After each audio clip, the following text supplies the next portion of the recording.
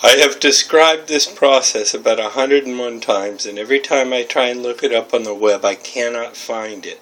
So this is a film describing how to clean an extremely dirty, old, grody keyboard. Alright?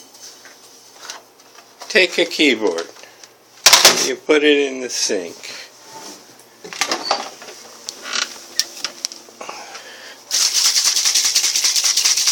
You take some oven cleaner, okay?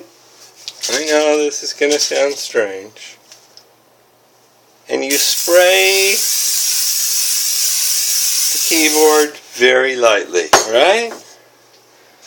Then, you take a bowl full of water and a paintbrush. Clean paintbrush. You fucking shake all the water out of the paintbrush. You just want the paintbrush to be damp. So you let this soak for 5 minutes. Let's see if I can pause this.